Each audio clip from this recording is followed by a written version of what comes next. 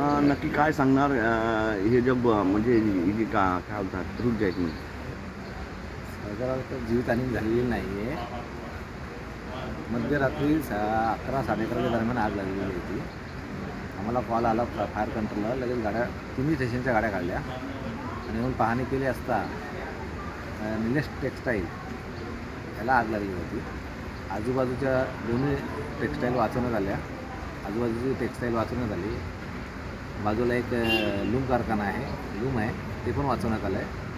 फक्त ही निलेश टेक्स्टाईलचं पूर्ण तिन्हीमध्ये G+3 आहे ते पूर्ण झालं आहे आणि जीवितहानी झालेली नाही. नक्की काय होतं यामध्ये काय सांगणार? यामध्ये कोंब, कपडा हे सर्व डाईंगचं मटेरियल होतं का? डाईंगचं